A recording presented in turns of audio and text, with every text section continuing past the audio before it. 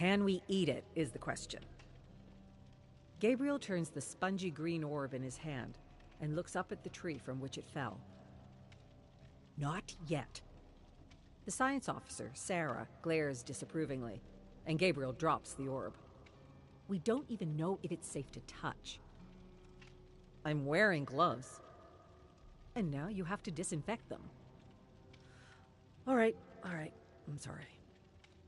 Look, I know the paste is vile, and we all want something fresh to eat. But until we get the food hub up and running, that's all we have. We can't have people dying because they decided to eat the fruit off an alien tree. Run some tests on it at least. Maybe it's safe. Gabriel, for you, I'll move it up my list of priorities. Just promise me you'll stop picking up everything you think looks tasty.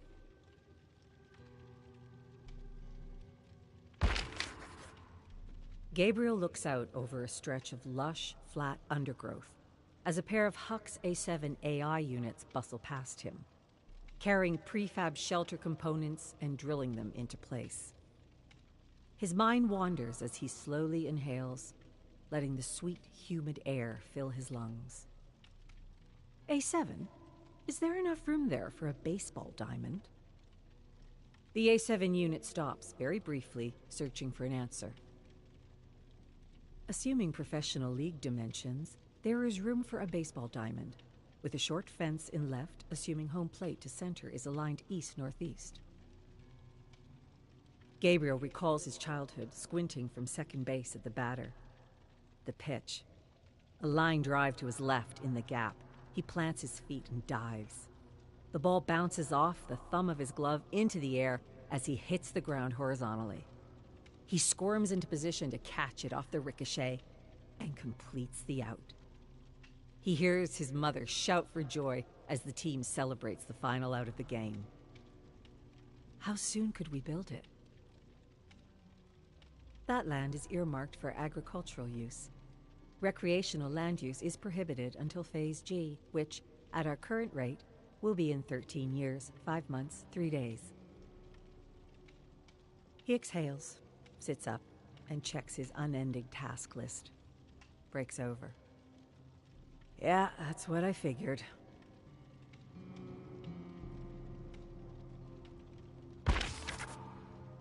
Rewind. Play back. The video plays again. Houghton catches the ball in his right hand, flips it to his left hand, and makes the play to first. Is this video flipped? The computer's voice responds immediately and flatly. This is the original video. But Houghton was right-handed. This is from his encyclopedia article. Richie Houghton, starting shortstop for the Portland Pirates, is an 8-time All-Star and the only left-handed shortstop to enter the Hall of Fame. Gabriel closes his eyes, and he can remember the game-winning play with perfect accuracy. He remembers Houghton flipping the ball from his left to his right and making the play. How could he have forgotten his favorite player's handedness? This wasn't the first time something small didn't line up. He usually chalks it up to a bad memory, but then why does he remember everything else so precisely?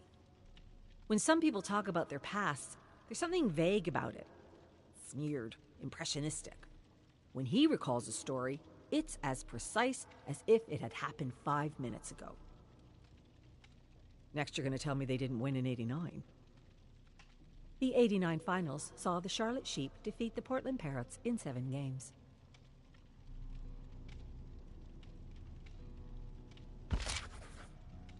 Dimitri looks at the 3D hollow readout of his terminal blankly, as if he's staring through it. There's nothing wrong with you. I don't know what to tell you. Gabriel stares at him, as if waiting for a different answer. Are you sure? Did you run every test? What do you think I'm going to find? Your vitals are fine. Your brain function is great. You're in excellent shape. But I think I'm going crazy.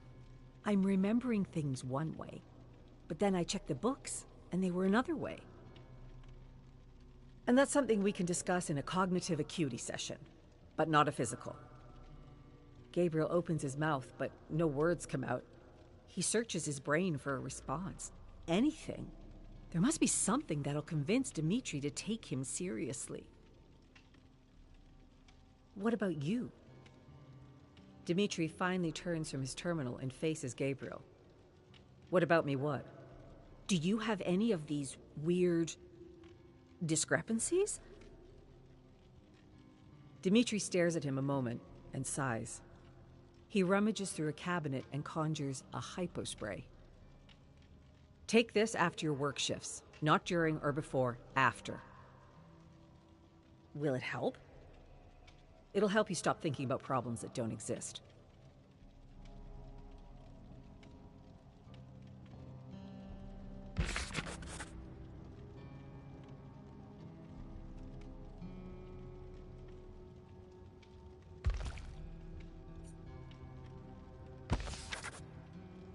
Gabriel stumbles, falls to the floor.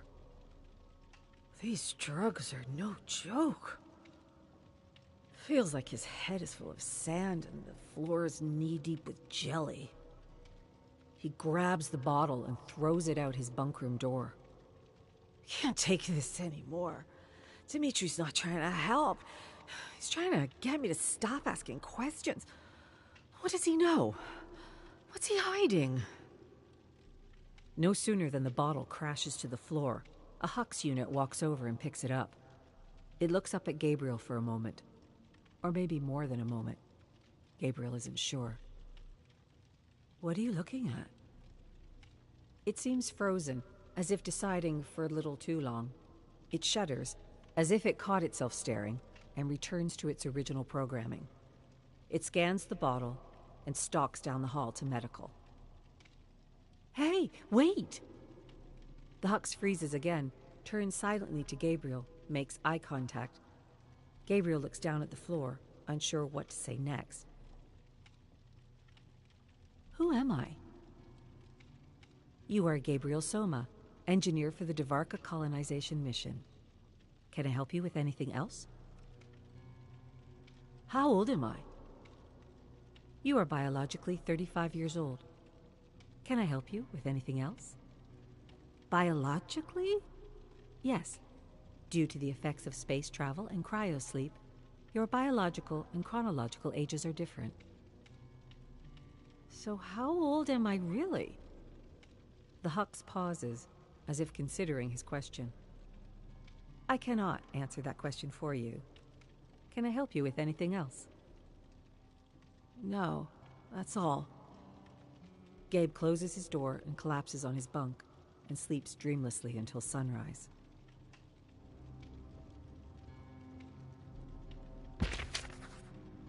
Dimitri will only be gone for a few minutes. He's gonna sit alone, scowling, in the mess hall, drink his paste with that frown on his face, read a few pages of his book, and lock himself back in here. Gotta make this quick. Gabriel opens the terminal and enters a few commands to enter diagnostic mode. A security hole they should have fixed, but nobody figured that the troubleshooter would be the one looking for trouble.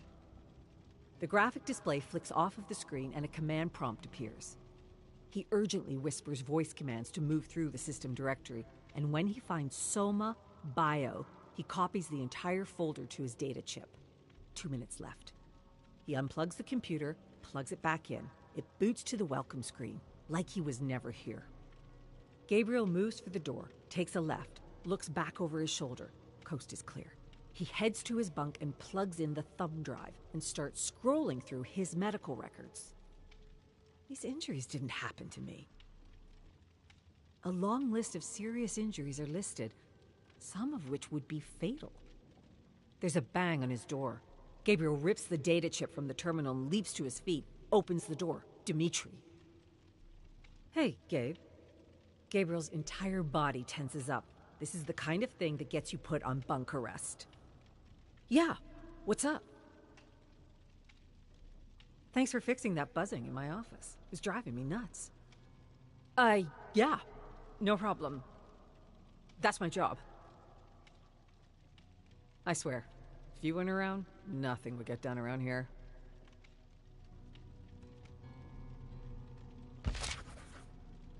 Gabriel's mother pulls the soft fur cap down tight, covering his ears. Make sure you keep it on like this, or you'll get too cold. Yes, Mama. Are you excited about the science fair today? Gabriel grins up at her. I'm gonna win. All you have to do is your best. His mother freezes for a moment, stares at him in his eyes. She looks unfamiliar, uncaring. The hat feels heavy, its furry lining turning cold and metallic. He feels tears well in his eyes, and he tries to blink them back. When his eyes refocus, there is his mother, looking concerned. Are you okay? Yeah, I'm okay. Good. You'll do great, Gabriel. I love you.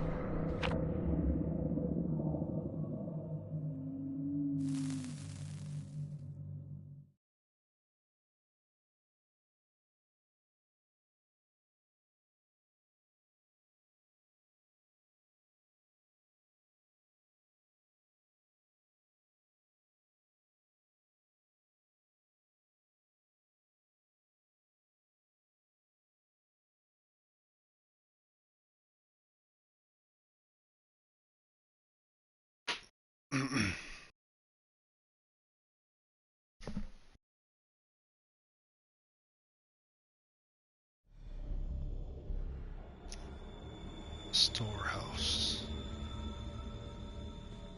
I'll get through this.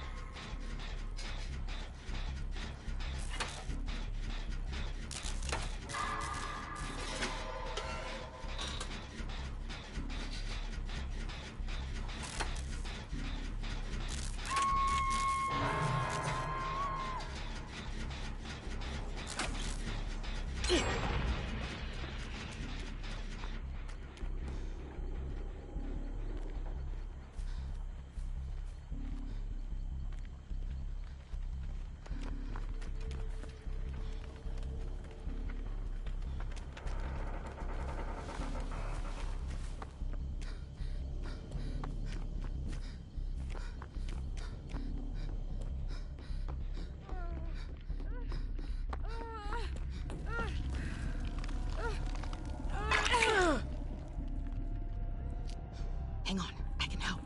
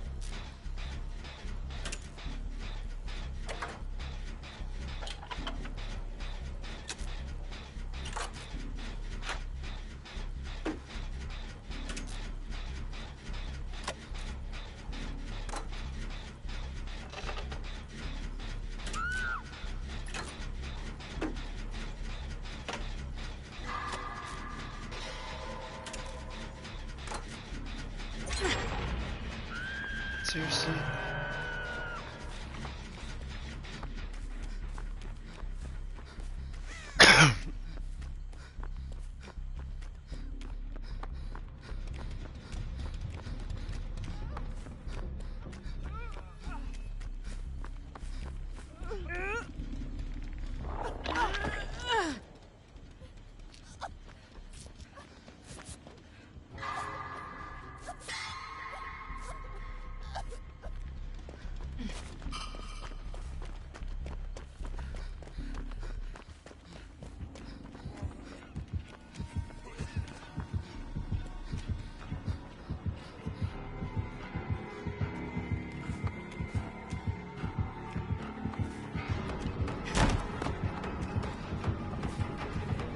No, no, no, please.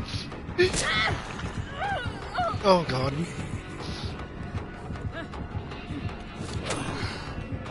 Whoa. Whoa.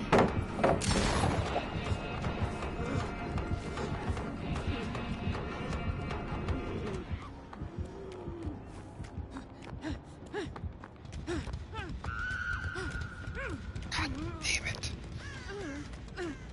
Ugh.